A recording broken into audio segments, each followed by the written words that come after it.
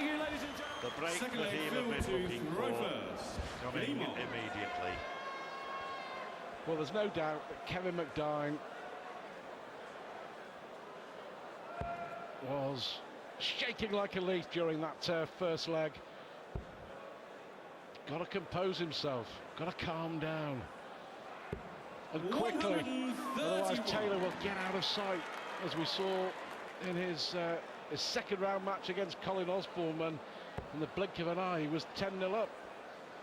Yes, 13-5 the final score there. Heading to Osborne, coming back with some tremendous starts when he was effectively already beaten. And talking of beaten, it was Steve Beaton who was beaten in the first round by Taylor. Through well did Steve Beaton. It was a good performance, but against Taylor, somehow you need a bit more even than that. There's a 180, his second already in this game. Takes his score to 190 and 93. Just 6 darts thrown, Stuart. An almost certain 12-darter and possibly an 11. Less so now, likely, but well ahead nonetheless. 43. 43. Well, incredibly, Taylor 66-1 on before this match with the tournament sponsors. 140. Phil, your call, 147. Treble 17 to leave double 18 for the power. How about this for laying down a marker? 111. Yes, 36 left after 12 arrows. 99.9 average for Taylor. And you just have the feeling the way he started, there could be better to come. There had to be better to come from the youngster. 36. 2-0 it is. The average goes over the 100 mark, and well, the power certainly isn't at full voltage at the moment, but you get the feeling he's warming up. Well, Mardle and Barneveld illuminated this all with some sparkling entertainment. A fantastic match, and credit to both players for that, but congratulations Mardle. And then Taylor illuminates the hall with his walk-on. Oh, well, Blackpool 60. illuminations already, Stuart. Can this young man add his contribution? Let's hope so.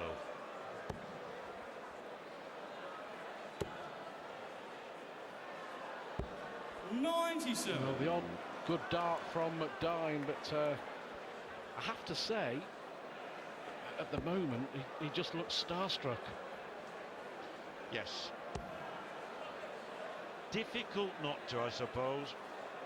Despite 100. the fact that his intention is otherwise, having a chat with him whilst that Barneveld-Mardle game was on, I came up expecting that game to finish, and of course it went 100. on rather longer, but more importantly, so did he. He was really quite getting ready to take his place on the stage. Perhaps a good half hour, 40 minutes before that game ended. And he was saying he felt very relaxed, very good.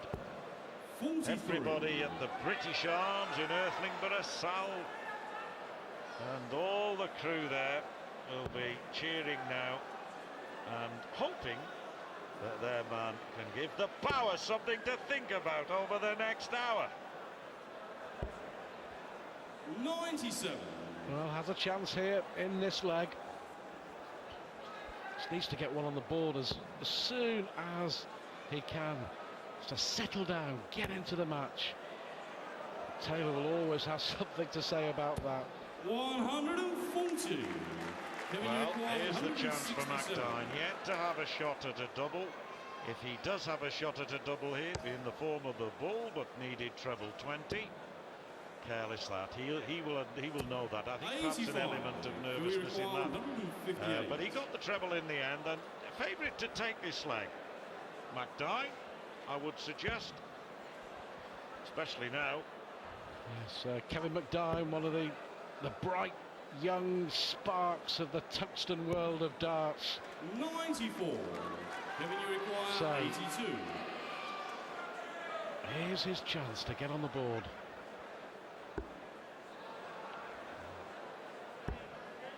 He's done it again. He's missed a big number again, and that's the second time in 3 legs.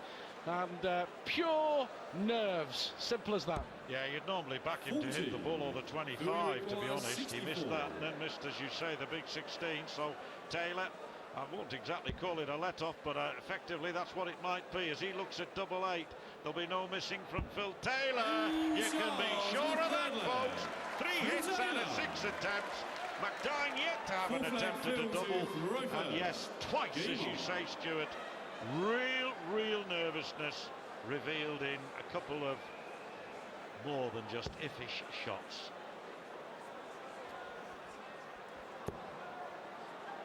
Looking for a 9th World Matchplay title. Real golden era for Taylor here in Blackpool between 2000 and 2004 when he won 5 consecutive World Matchplay crowns. And it would be a brave 52. man to bet against him taking title number 9 on Saturday night. I don't think most punters would take that chance, apart from those who want to part with a pound or 2 83. and give it to charity in the form of perhaps the sponsor.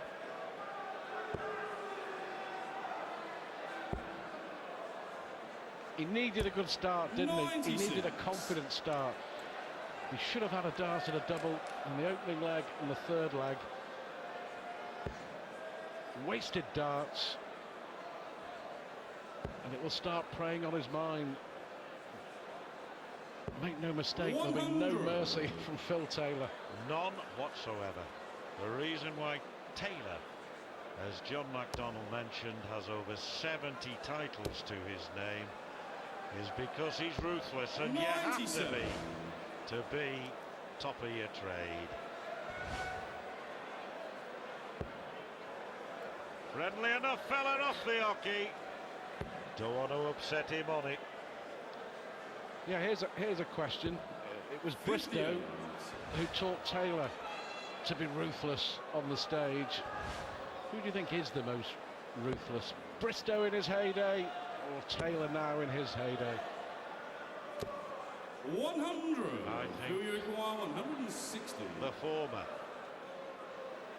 Because sometimes, on odd occasions, he would use other methods than his darts as tops for a 160 finish. But Taylor, ruthless, that's ruthless.